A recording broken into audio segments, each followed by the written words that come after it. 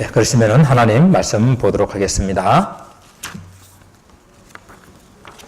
하나님 말씀은 요한복음 3장 1절에서부터 15절 말씀입니다. 요한복음 3장 1절에서부터 15절까지 한 절씩 교독하도록 하겠습니다. 그런데 바리새인 중에 니고데모라 하는 사람이 있으니 유대인의 지도자라. 그가 밤에 와서 예수께 와서 이르되 랍비여, 우리가 당신은 하나님께로부터 오신 선생인 줄 아나이다.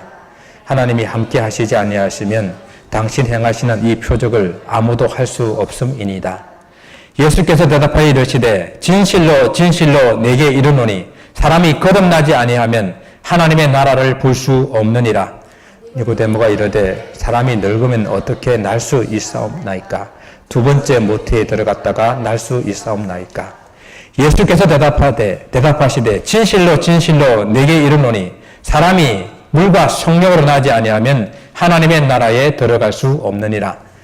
육으로 난 것은 육이요 영으로 난 것은 영이니 내가 네게 거듭나야 하겠다 하는 말을 놀랍게 여기지 말라. 바람이 임의로 불매 내가 그 소리는 들어도 어디서 와서 어디로 가는지 알지 못하나니 성령으로 난 사람도 다 그러하니라. 니고데모가 대답하여 이르되 어찌 그러한 일이 있을 수 있나이까? 예수께서 그에게 대답하여 이르시되 너는 이스라엘의 선생으로서 이러한 것을 알지 못하느냐? 진실로 진실로 내게 이르노니 우리는 아는 것을 말하고 본 것을 증언하노라. 그러나 너희가 우리의 증언을 받지 아니하는도다. 내가 땅의 일을 말하여도 너희가 믿지 아니하거든 하물며 하늘의 일을 말하면 어떻게 믿겠느냐? 하늘로서 내려온 자 곧 인자 외에는 하늘에 올라간 자가 없느니라. 모세가 광야에서 뱀을 든 것 같이 인자도 들려야 하려니. 같이 봅니다. 이는 그를 믿는 자마다 영생을 얻게 하려 하심이니라. 아멘. 니고데모라 하는 사람이 밤에 예수님을 찾아왔습니다. 니고데모는 밤에 예수님을 찾아오므로 사람들의 눈을 피하여 은밀한 가운데 찾아옴에 대해서 성경은 그에 대해 자세하게 이제 소개하고 있습니다. 그의 이름과 또 그가 바리새인이라는 것과 또는 그가 유대인의 지도자, 당시에 산헤드린 공회원이라는 것을 비교적 정확하게, 좀 상세하게, 장황하게 이렇게 설명을 하고 있습니다. 당시에 유대 나라에서는 유대인들 중에서 약 한 바리새인이 6,000명 정도 됐다고 그래요. 그러니까 숫자는 얼마 되지 않는 것이죠. 전체 인구에서는. 그죠? 한 6,000명이 바리새인이고 또 산헤드린은 70명으로 구성된 유대인 최고 의결기관입니다.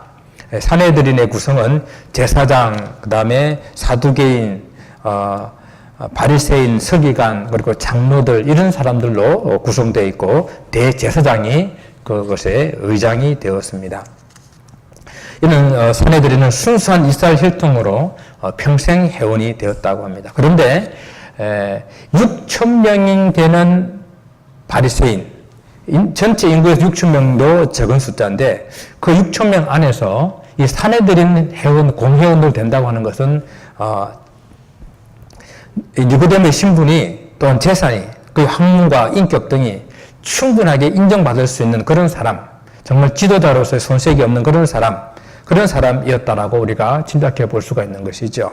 그래서 이러한 신분의 니고데모가 밤에 예수님을 찾아온 것은 혹 자기의 신분을 감추기 위해서 밤에 찾아온 것이 아닐까 이렇게 생각해 볼 수 있다는 것입니다.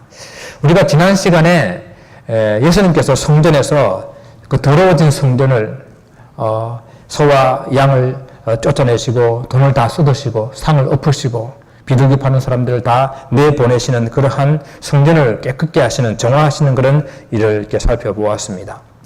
그런데 적어도 이 일이 있은 이후에 예루살렘에도 종교 지도자들, 즉 제사장이라든지 사두개인들, 서기관들, 이 바리새인들이 예수님을 좋게 볼 리가 없습니다.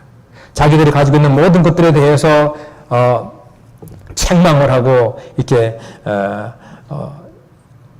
하나님의 그런 어떤 권위를 가지고 자기들을 책망하는 그런 모습들을 바라볼 때에 예수님에 대해서 큰 반감을 가지고 있을 수밖에 없는 그런 상황 가운데서 이 니고데모가 낮에 주님을 찾아오는 일은 상당히 큰 부담이 되지 않았을까 생각하고 또 그 일이 다른 사람들에게 이야기거리가 될 수 있기 때문에 밤이 찾아올 수도 있었겠다라고 생각을 합니다.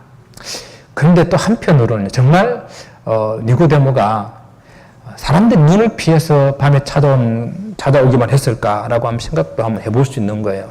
왜냐하면은 예수님께서 예루살렘의 성전이 더럽혀지고 그리고 그 많은 그 기득권자들이 또 종교 지도자들이 사회 지도층에 있는 그런 사람들이 그 예루살렘 성전을 중심해가지고 자기 인권을 챙기고 있는 그런 모습들을 바라보며 시골에서 올라온 청년이 채찍을 들고 사람들에게 담대하게 그렇게 책망하고 있는 그런 모습을 바라보고 될 때에 어떤 그 속에서 큰 어떤 찔림을 이 니고데모도 받지 않았을까 생각을 해봅니다. 왜? 이 니고데모도 그들과 같은 어떤 지도층에 있는 사람들이고 같은 그런 기득권에 있는 사람들이기 때문에 그 말을 들었을 때에 어떤 예수님에서 찾아볼 수 있는 어떤 그런 권세라든지 그 어떤 그 권위라든지 그 힘이라든지 이런 것들을 발견할 수 있지 않을까 생각합니다. 또 예수님께서 유월절 기간 동안에 예루살렘에 머무면서 많은 표적들을 행했다고 그랬어요. 그 표적들을 바라볼 때에 이런 표적을 행할 수 있는 사람은 하늘에서 보내신 분, 하나님께로부터 오신 분 외에는 이런 표적을 행할 수가 없는데 저분이 도대체 누구일까 하는 그런 어떤 궁금증들, 그러한 것들이 생기지 않았을까 생각합니다. 유대인들은 일반적으로 하나님께로부터 보냄을 받은 사람들은 반드시 표적이 잇따라야 되는데 예수님은 그런 표적들을 향하게 보게 될 때에 그런 생각들을 할 수 있다는 것이죠. 그래서 니고데모는 예수님을 향해서 랍비어라고 부릅니다. 그리고 하나님께로부터 선생이라고 부르고 있습니다. 사실 니고데모를 사람들이 랍비라고 불렀거든요. 적어도 랍비는 40세 이상이 되고 이런 학문과 지식이 뛰어나고 이런 제자들을 거느리면서 하는 이런 사람들을 랍비라고 부르게 되는데 지금 예수님은 아직 30 전후로 시골 청년의 랍비라는 호칭이 어울리지 않는 그런 호칭인데 지금 이 니고데모는 신분이나 나이를 떠나서 그 예수님께서 가지고 계신 그 권위와 권세를 바라보며 랍비라고 부르고 있는 것입니다. 그래서 오늘 이 밤에 니고데모가 찾아온 것은 니고데모 마음속에 어떤 무엇을 가지고 어떤 문제를 가지고 주님 앞에 나온 것이 아닌가라고 한번 생각을 해볼 수가 있는 것입니다. 니고데모에게 어떤 문제가 있었을까요?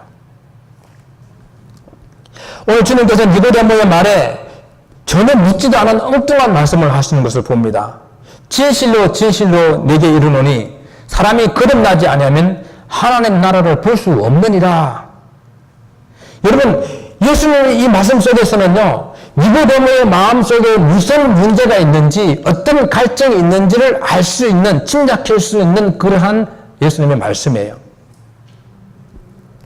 니고데모가 육적으로는 바리새인이요, 그리고 유대인의 지도자 사내들의 공회원이요, 그가 학문과 그런 재력이 뛰어났던 많았던 그러한 사람이지만은 그러나 그 속에는 영적 갈급함, 영적 갈증, 영적 빈곤함이 그 속에 있었다라는 것입니다. 그러나 영적 메마름이 그 속에 있었다라는 것입니다. 그러나 하나님 나라에 대한 갈급함이 그 속에 있었다라는 것입니다. 그러나 그가 행했던 그 모든 정도적인 행위로서는 그것을 채울 수가 없었다는 것이죠.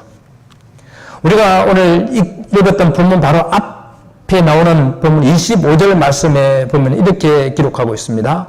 사람에 대하여 누구의 정언도 받으실 필요가 없었으니 이는 그가 친히 사람의 속에 있는 것을 아셨음이니라. 이 말씀은 사람들이 예수님께서 행하는 표적들을 바라보고 많이 예수님을 따랐지만 믿었지만은 그러나 주님은 그들 마음속에 있는 것들을 아시기 때문에 그들을 의지하지 않았다라는 이야기입니다. 이 말씀은 주님께서 사람들 속에 있는 마음을 다 아신다는 그런 표현을 말씀하고 계시는 것인데 이런 사람들의 마음 깊숙한 곳을 감찰하시는 주님께서 오늘 니고데모가 밤에 찾아왔을 때에 그런 말은 안 했지만은 왜 찾아왔는지, 그 진짜 찾아온 이유가 무엇인지 그 내용, 그 마음을 알았다는 이야기라는 것이죠. 그래서 오늘 주님께서는 거듭나지 아니하면 하나님 나라를 볼 수 없다고 하셨습니다. 그럼 니고데모는 영적으로는 그 속에 갈급함을 가지고 있었고, 그리고 영적으로는 그가 많은 율법적인 행위를 했지만은 그가 거듭나지 못한 사람이었다라고 우리는 이해할 수 있는 것입니다. 우리 오늘 이 본문에서 주님을 찾아온 니고데모라는 인물을 통해 가지고 우리 자신에게 물어보아야 할 그런 질문을 함께 가지기를 원합니다. 예수께서 니고데모와 대화 속에서 갑자기 만일 거듭나지 아니하면 하나님 나라를 볼 수가 없다라고 하신 이 말씀은 동명서답이 아니에요. 니고데모에 대한 진단이요, 니고데모에게 꼭 필요한 질문이었습니다. 니고데모가 주님을 바로 깨닫지 못한 이유는 그가 거듭나지 못했기 때문에 주님을 진정으로 알지 못했다는 주님의 진단이 있다는 것입니다. 니고데모는 율법과 많은 학문에 정통한 그런 사람입니다. 니고데모는 정치적으로도 성공한 사내들인 공회원입니다. 니고데모는 바리새인으로 누구보다도 열심히 율법을 지키고 하는 날을 바라보고 기다리고 있었던 그런 종교인입니다. 그런데 그가 거듭나지 못했습니다. 그가 영원한 생명의 길을 알지 못했습니다. 그 약속의 말씀대로 오신 예수님을 보고도 메시아인 줄을 알지를 못했습니다. 이와 같이 오늘날 얼마나 많은 지식적인 그런 니고데모들, 정치적인 그런 니고데모들, 종교적인 니고데모들이 많은지를 모릅니다. 그 외 밖 세상에는 거듭나지 못한 사람이 있는 것이 당연하다고 생각하지만은 심지어는 교회 안에도 교회에 나오지만 열심히 봉사하지만 거듭나지 못한 그런 종교인들이 많이 있다라는 것입니다. 그래서 오늘 우리는 우리 자신에게 물어봐야 됩니다. 나는 거듭난 그리스도인인가? 여러분, 거듭났다라고 하는 것은 무엇입니까? 거듭났다고 하는 것은요, 가장 긴급하고 중요한 일, 가장 긴급하고 중요한 그 일이 거듭나는 일입니다. 그래서 우리는 이 거듭나는 일이라고 하는 이것은 거듭나야 하는 그 이유를 이 본문에서 한번 찾아보기를 원하는데, 정말 우리는 다시 한번 우리 자신에게 질문할 때에 나는 진정 거듭난 그리스도인인가? 라고 이렇게 질문을 해봐야 되는데, 만약 어떤 사람이 여러분들에게 당신은 거듭났습니까? 라고 물어보면은 그 질문이 기분 좋게 들리지가 않아요. 여러분 어떠세요? 기분 좋게 들리지 않고 혹 나를 무시하나, 내가 이렇게 신앙생활을 하고 있는 나를 무시하나라는 그런 생각을 하게 됩니다.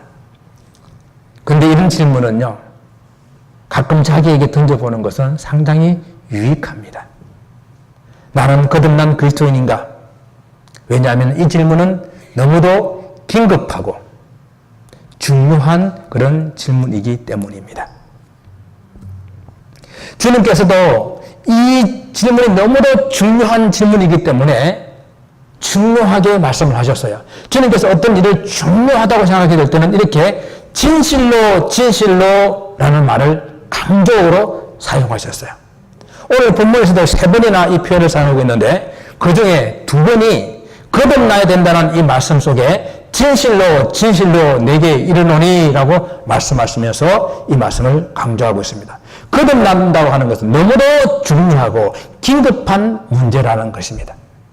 누가복음 12장에 나오는 한 어리석은 부자의 이야기를 여러분 기억하십니까? 한 부자가 그의 밭에 소출이 아주 풍년을 이루어 가지고 곡식을 쌓아둘 곳이 없게 되자 곡간을 헐고 더 크게 지어서 그 곡식을 쌓아두리라 결심하면서 이제 내 영혼아 편안히 쉬고 먹고 마시고 즐거워하자라고 노래 불렀습니다. 그런데 하나님께서 이런 부자를 어리석다고 말씀하시며 오늘 밤에 내 영혼을 내가 도로 찾으면은 네가 준비한 그 모든 것들이 누구의 것이 되겠느냐라고 질문하신 것이에요. 긴급하고 중요한 것은 오늘 곡간을 헐고 더 크게 짓는 것이 아니라 내 영혼이 거듭나는 것입니다. 야고보서 4장에 이런 말씀을 하십니다. 오늘이나 내일이나 우리가 어떤 도시에 가서 거기서 1년을 머물며 장사하여 이익을 보리라 하는 자들아, 내일을 너희가 알지 못하는도다. 너희 생명이 무엇이냐? 잠깐 보이다가 없어지는 안개니라. 시간과 생명이 자기에게 달려있다라고 생각하고 육신의 일에만 매달려 있는 사람들에게 하는 경고의 말씀이에요. 정말 긴급하고 중요한 것은 영혼의 문제로 내가 진정 거듭났느냐 하는 것입니다. 주께서 니고데모에게 진실로 진실로 내게 이르노니라고 말하게 될 때에 오늘 내게라는 이 말이요, 그냥 단수로 쓰지 않고 복수로 썼어요. 이 말씀은 무슨 말씀입니까? 1차적으로는 거듭나의 대상이 니고데모이지만은 그러나 니고데모뿐만 아니라 그 밤에 그곳에 있었던 제자들을 비롯한 모든 사람들도 동일하게 거듭나야 된다라는 말씀입니다. 이 말씀은 니고데모뿐만 아니라 또 그 밤에 있었던 그 사람들뿐만 아니라 예루살렘의 모든 유대인들도 함께 거듭나야 된다는 그런 말씀입니다.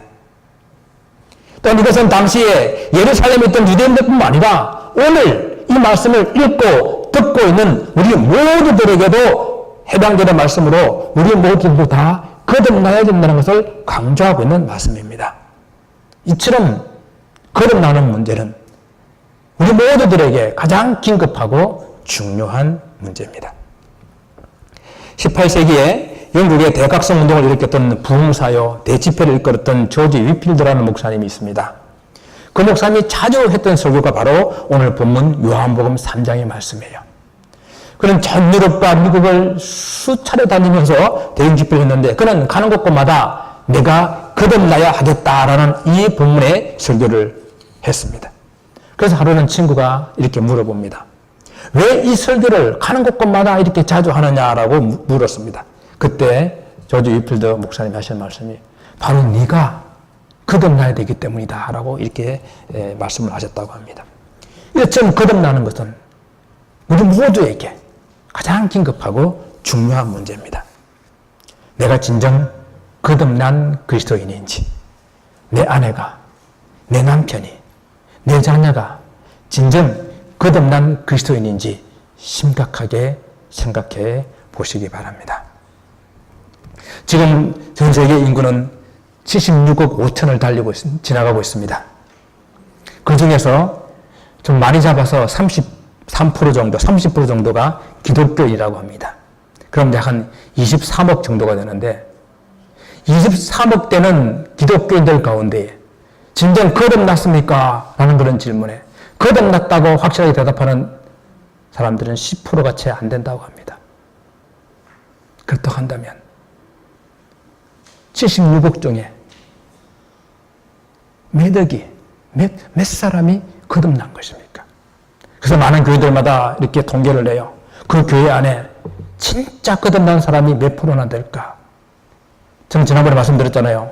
우리 교회는 다라고. 그러니까 희망상이라고 그 친구가 이야기했습니다. 저는 정말 다 이기를 소원합니다. 여러분, 거듭나셨습니까? 거듭나야 하는 이유가 무엇입니까? 만약 거듭나지 않았다면 하나님 나라를 볼 수도 없고 하나님 나라도 들어갈 수가 없다라고 오늘 성경은 분명히 우리에게 말씀하고 있습니다. 예수께서 거듭나지 아니하면 하나님 나라도 볼 수가 없고 들어갈 수 없다고 하시자 니고데모가 사람이 늙으면 어떻게 날 수 있습니까? 두 번째 다시 모태에 들어갔다가 날 수 있습니까? 라고 이렇게 질문을 합니다. 이 거듭난다는 것이 다시 태어난다, born again 한다는 이야기 아니겠습니까? 그러니까 다시 태어난다는 이야기를 그렇게 이해한 것이겠죠. 사람의 나이가 들어서 다시 태어나는 것이 불가능하기 때문에, 어머니 뱃속을 다시 들어가서 나오는 것이 불가능하기 때문에 이렇게 질문한 것입니다. 주님께서 거듭나야 된다고 하신 이 말씀을 제대로 이해하지 못한 것이죠. 영적으로 무지한 것이죠. 거듭난다고 하는 것은 육적으로 다시 태어나는 것을 말하는 것이 아니라 영적으로 다시 태어나는 것을 말하는 것입니다. 예수님께서는 사람을 두 종류로 이렇게 구분합니다. 하나는 육으로 난 사람이요, 또 다른 하나는 영으로 난 사람이라고 그랬어요. 오늘 본문의 표현으로 말하게 되면 성령의 역사를 깨닫고 성령에 속한 우리와 같은 사람이 있고 성령의 역사를 믿지 않고 받아들이지 않는 세상에 속한 저희 너희와 같은 사람들이 있다라고 말하고 있어요. 모든 사람은 다 육으로 태어납니다. 육신의 부모로부터 육신을 가지고 태어난다는 이야기입니다. 그런데 육으로 났다는 이야기는 그렇게 육으로 태어나서 육신을 입고 육신의 일을 하다가 육신으로 죽는 사람들을 말하는 거예요. 니고데모를 비롯한 유대인들은 율법을 지켜서 구원을 얻는다라고 이렇게 믿고 있었습니다.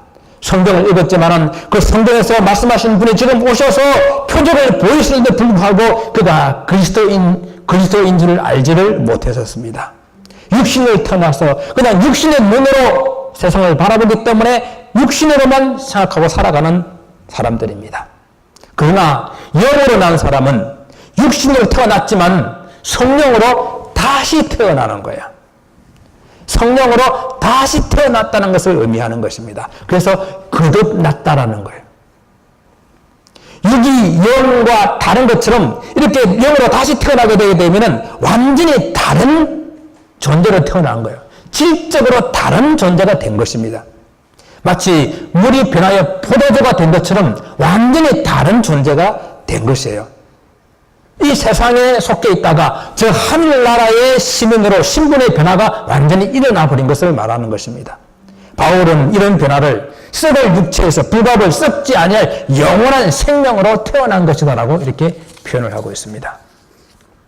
이렇게 다시 태어나는 일은, 이렇게 거듭나는 일은 성령의 역사예요. 성령의 사역입니다. 니고데모가 성령에 대해서 무지했기 때문에, 영적으로 무지했기 때문에 거듭남에 대해서 이해할 수가 없었어요.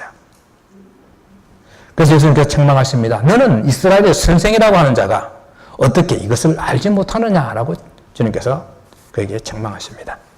율법을 그렇게 잘 알고 목숨을 걸고 율법을 지키고 있고 그리고 백성들에게 율법을 가르치고 있는 그런 랍비가 성령을 알지도 못하므로 거듭난다는 것을 이해하지 못하는 영적 무지한 사람이 되어 있다라는 것입니다. 성령이 무엇입니까?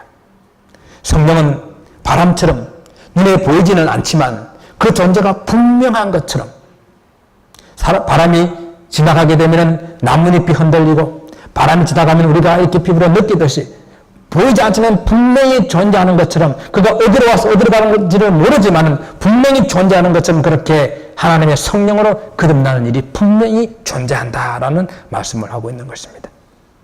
단지 니고데모는 아직 육의 눈으로 보기 때문에 그 성령을 이해하지 못했고 성령을 알지 못했기 때문에 거듭난다는 것에 대해서 이해할 수가 없었다는 것입니다. 여러분, 영적으로 무지한 사람이 오직 니고데모뿐이겠습니까? 여기서 니고데모라는 이 사람은 율법을 지키며 율법 속에 살아가며 살아가면서 이 땅에 속한 사람으로서 하늘의 것들을 깨닫지 못하는 모든 유대인들을 대표하고 있는 사람이에요. 아주 율법 속에 살고 있기 때문에 유대인들은 영적으로 소경된 사람들입니다. 또한 이 니고데모는요, 율법에 대해서는 뛰어난 지식을 가지고 있고 백성들을 가르치고 있지만은 영적으로 무지한 종교 지도자들을 대표하는 거예요. 율법을 연구하면서 가르치면서 거듭나지도 않았기 때문에 여전히 영적으로 소경돼 가지고 소경의 소경을 인도하는 그런 지도자였다는 이야기입니다. 이런 종교 지도자들이 오늘날 교회에도 얼마나 많이 있습니까? 또한 이 니고데모는 열절 기간에 예루살렘에서 예수님께서 많은 그런 표적들을 행했는데 그 표적을 보고 쫓아다니는 거듭나지 못했던 종교인들을 대표하고 있는 거예요. 예수님 사역 가운데 수많은 군중들이 예수님 주위에 모여들었는데 그들은 예수님께서 베푸시는 기적 때문에 예수님께서 일으키시는 놀라운 그 기적 때문에 병 낫는 것 때문에 먹는 것 때문에 모여들었던 그런 사람들, 예수님을 통해서 무슨 권세를 얻을까 해서 모여들었던 그런 사람들, 거듭나지 못한 사람들이었습니다. 예수님을 하나님의 아들로 우리를 구원하는 것으로 믿고 거듭나지 못한 사람들이 그 당시에 그냥 종교인일 뿐이었다는 사람, 종교인일 뿐이었던 것입니다. 오늘날 역시 교회를 다니지만은 이런 기적이나 혹은 신비한 경험이나 어떤 육신의 이익을 쫓는 그런 사람들이 있다고 한다면 여전히 그들도 이 니고데모처럼 무늬만 기독교인이 종교인으로밖에 볼 수가 없는 것입니다. 그래서 우리는 다시 한번 질문을 해봐야 됩니다. 나는 진정 거듭난 그리스도인인가?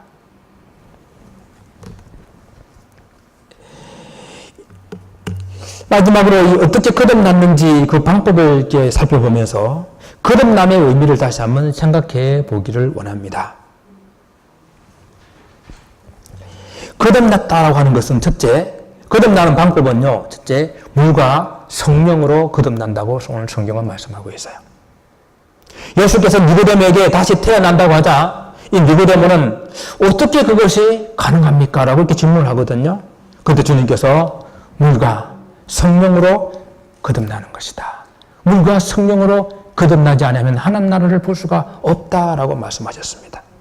그래서 물과 성령이라고 하는 것은 늘 이렇게 이런 짝을 이루는 그런 단어로서 죄를 씻는 것, 죄를 씻고 회개하는 것을 의미했었습니다. 그래서 에스겔서 선자의 말씀 보게 되면은 맑은 물로 더러운 죄를 씻고 새 영을 마음에 불어주고 될 것이다라고 이렇게 예언하고 있는데, 물과 이 성령의 사역은 그리스도의 이름으로 세례를 받게 될 때에 거기서 참된 회개가 일어나게 되고, 그리고 그때에 하나님의 성령의 부으심이 있는 그런 세례의 사건과 세례의 사건을 통해 가지고 회개하고 성령이 부으시는 그 사건을 바로 이해하는 것입니다.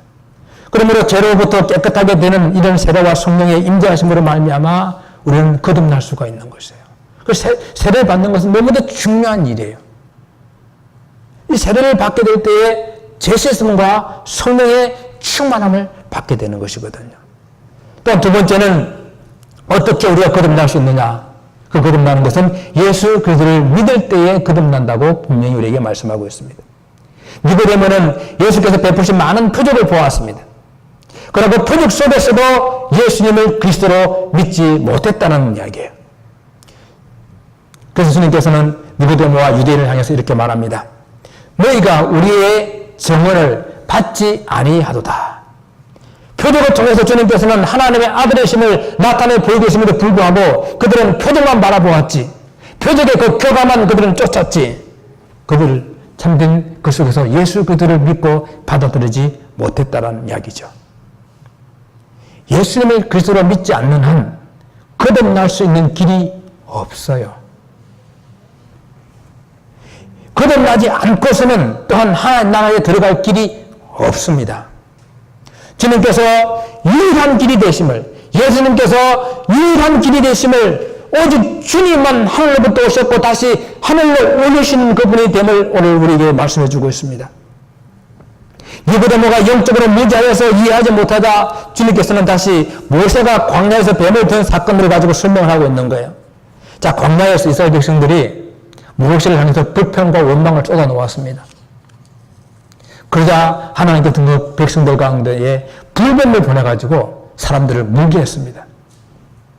그 사람들이 죽게 되었을 때에 하나님께서는 모세에게 못뱀을 만들어서 장대에 달고 그 못뱀을 쳐다보는 사람들마다 불뱀에서 물렸지만은 낫게 될 것이라고, 살게 될 것이라고, 구원을 얻게 될 것이라고 이야기를 했습니다. 그래서 그 못뱀을 쳐다본 사람들은 다 살아났어요. 이때 장대에 달린 못뱀은 바로 십자가에 달리신 예수 그리스도를 상징합니다. 장대에 높이 달려있는 그 못뱀은 하나님께서 허락하신 바로 그 구원의 길이었습니다. 그와 같이 주님께서 십자가에 높이 달리시면 죄로 물든, 죄로 죽어서 죄로 말며 죽을 수밖에 없는 인생들을 권하기 위한 하나님께서 허락하신 유일한 길, 바로 그 유일한 생명의 길이었다는 것입니다. 그 사람들은 못뱀을 쳐다보는 것이, 아니 그렇게 쉽게 내가 벌뱀이 물렸는데 나을 수가 있다고, 못뱀을 쳐다보려 하면 된다고 너무 쉽다고 생각합니다. 아니 뱀에 물렸는데 또 뱀을 쳐다보라고 말도 안 된다라고 생각합니다. 그래서 너무 쉬워서, 말도 안 되는 것이어서 쳐다보지 않았던 사람들은 구원받지 못하고 다 죽었어요. 예수님을 주님으로 믿기만 하면 된다고 하니까 너무 쉽다는 거예요.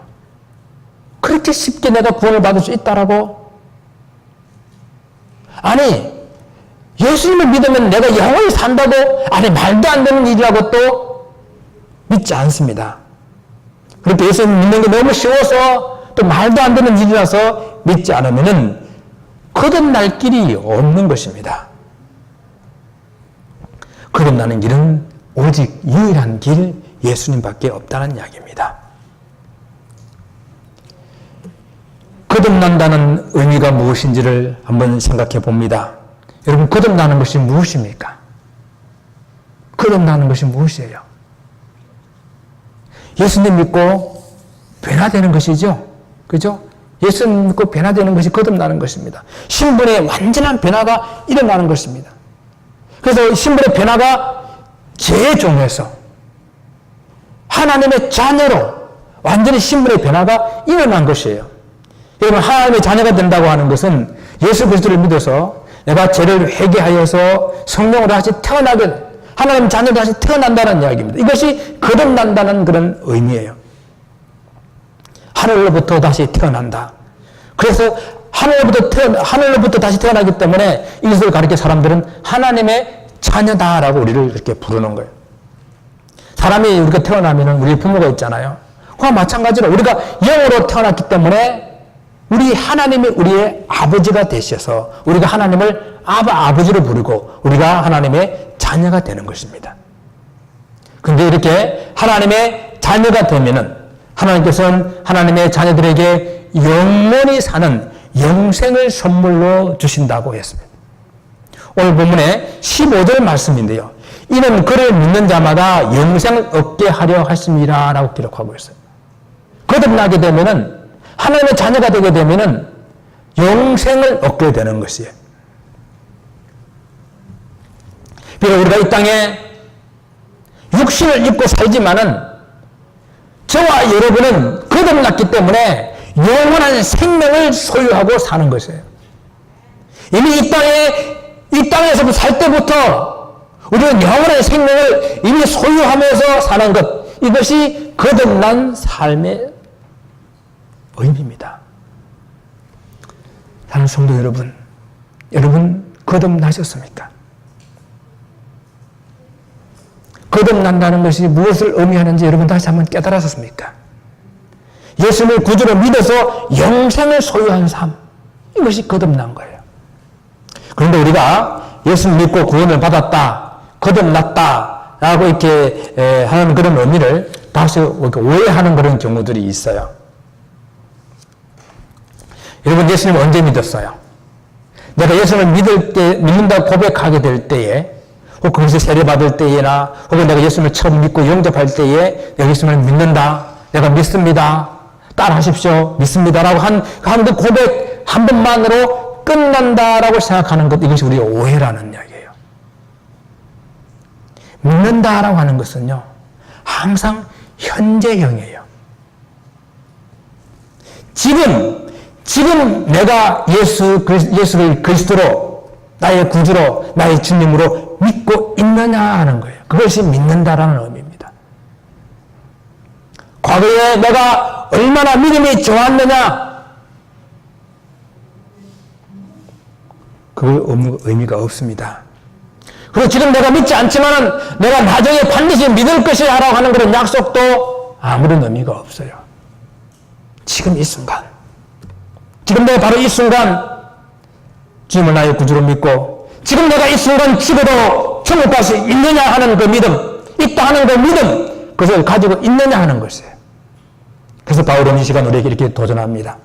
너희가 믿음이 있는가? 너희 자신을 시험하고 너희 자신을 확정하라 하면서 깊이 한번 물어보시기 바랍니다. 나는 거듭나는 그리스도인이니까. 여러분, 거듭나게 되면 성령으로 다시 태어난다고 했잖아요. 다시 태어나게 되면 영생을 얻는다고 했잖아요. 여러분, 영생이란 말의 의미가 무엇이에요? 영생, 영원히 산다는 것이죠. 그런데 내가 예수를 믿는 순간 그 영생이 시작된다는 건 여러분 아십니까? 예수 믿는 그 순간 영생이 시작되는 거예요. 영생이 내가 죽고 난 다음에 그때에 시작되는 것이 영생이 아니라 내가 예수를 믿고 난 바로 그 순간부터 하나님 자녀가 되었기 때문에 영생을 선물로 받았기 때문에 믿는 그 순간부터 영생이 시작된 거예요. 우리는 영생이라고 하는 것은 이 땅에서부터 우리 영생의 삶을 사는 거예요. 영생을 내가 지금 소유하고 있는 거예요. 근데 영생의 의미를 제대로 이해하지 못하고 내가 죽고 난 다음에 그때 가지는 것이라고 생각하는, 하나님 나라를 내가 죽고 나온 다음에 가는 것으로 생각하는 그런 생각을 가지고 있다고 한다면은 내가 구원받은 이 구원의 기쁨을 제대로 우리는 누릴 수가 없다라는 이야기입니다. 영생은 하나님과의 관계입니다. 내가 예수 그리스도를 인하여 하나님의 나의 아버지가 되었기 때문에 이제는 하나님과의 관계가 회복되었다는 이런 관점으로 영생을 이해해야 되고 하나님 나라를 이해해야 된다는 것입니다. 영생은 미래의 영원한 나라에서 뿐만 아니라 현재 사는 이 동안에 경험하게 되는 하나님의 나라를 의미합니다. 그런 의미에서 영생은 마지막 날에 이루어질 것이 아니라 지금 현재, 지금 이곳에서 주님을 믿고 있는 이 땅에서부터 시작되는 그런 하나님 안에서의 새로운 생명이거든요. 그래서 여러분 질문합니다. 여러분 가정에 그 하나님 나라가 있습니까? 여러분 직장과 여러분 사업 가운데에 지금 그 하나님 나라가 있습니까?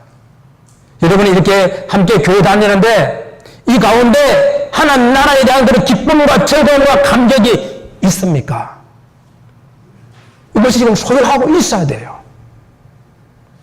사랑하는 성도 여러분, 다시 처음 질문을 드립니다. 여러분은 거듭난 그리스도인입니까? 오늘 요한복음의 저자 사도 요한이 요한 1서를 통해 가지고 이렇게 거듭난 자, 하나님께로부터 난 자의 특징이 무엇인지를 우리에게 말해주고 있습니다. 여기서 말하는 이 특징이라고 하는 것은 내가 거듭나기 위한 방법이 아니라 거듭난 사람이 가지는 특징이라는 것입니다. 이 6가지가 있는데 6가지를 우리가 생각하면서 설교를 마치도록 하겠습니다. 내가 거듭났느냐 하는 자기 진단의 6가지. 첫째는 나는 지금 현재 그리스도를 믿고 있는가? 지금 내가 현재 예수를 그리스도로 믿고 있는가 하는 것입니다. 예수께서는 그리스도이심을 믿는 자마다 다 하나님께로부터 난 자라고 요한일서에서 말하고 있어요. 그리스도는 믿는 자마다 하나님께로부터 난 자다. 다음 둘째는 지금 내가 나의 죄의 습성을 멀리하고 있는가? 요한일서 3장 9절에서는 하나님께로부터 난 자마다 죄를 짓지 아니하나니라고 말하고 있습니다. 과거의 죄의 습관을 끊어내는, 멀리하는, 싫어하고 미워하는 그런 노력들이 있어야 돼요. 죄를 지어도 죄를 짓는 줄 모르고 아무런 감각 없이 계속 살아간다 한다면 정말로 거듭났는지를 물어봐야 됩니다. 우리가 완전히 죄를 안 지을 수는 없어요. 그런데 죄를 지었을 때마다 그것 때문에 괴로워하고 아파하고 그것 때문에 정말 하나님 앞에서 통곡하고 하나님 내가 이러지 않고 싶은데 어떻게 하면 되겠습니까? 주님 앞에 매달리는 그런 죄를 멀리하는 그런 삶이 지금 있는가 하는 것입니다. 세 번째는 지금 나는 의로운 생활에 힘쓰고 있는가 하는 것입니다.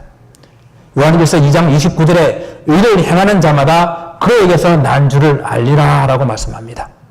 선하고 의로운 일을 행하는 것은요, 그것 때문에 구원받는 것이 아니라 구원받은 자들이 우리 구원하신 주님께서 원하시는 길이기 때문에 우리가 그 주님의 길을 따라가는 한 모습입니다. 그리고 네 번째는 정말 우리는 서로 사랑을 실천하고 있는가? 정말 우리가 서로 사랑하고 있는가?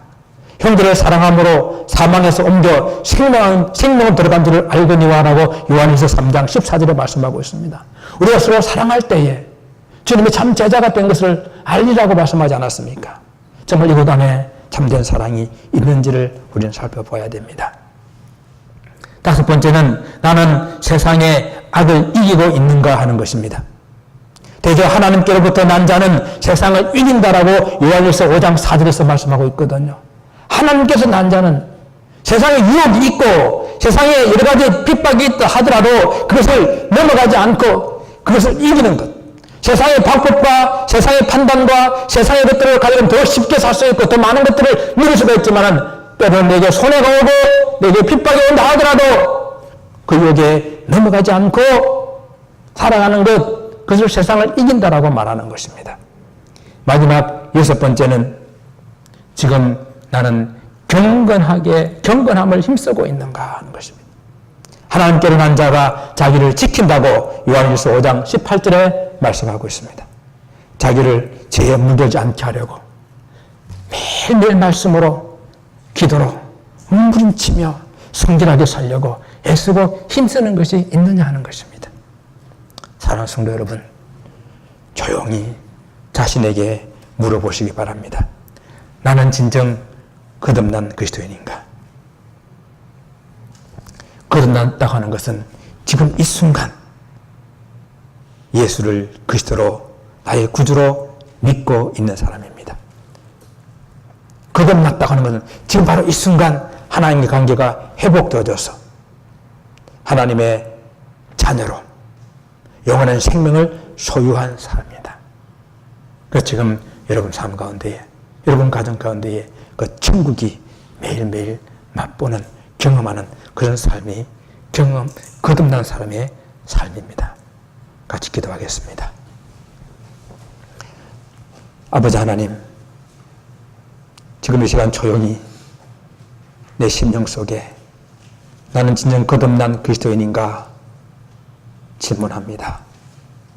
나의 사랑하는 남편은, 내 사랑하는 아내는, 정말 눈에 넣어도 아프지 않는 내 자녀들은 거듭난 그리스도인인가 질문합니다. 우리는 가장 긴급하고 중요한 것인데 너무 이것이 우리는 무지하지 않습니까? 무관심하지 않습니까? 하나님, 영적으로 무지한 자 되지 말게 하시고 아버지 하나님, 거듭나야 하나님 나를 볼 수 있고 들어갈 수 있고 거듭나야 하나님의 자녀가 된다는 사실을 알게 하여 주옵소서. 아버지 하나님, 진정으로 우리 교회에는 한 사람도 예외 없이 거듭난 그리스도인이 되게 하옵소서. 감사하며 예수 그리스도의 이름으로 기도드리옵나이다.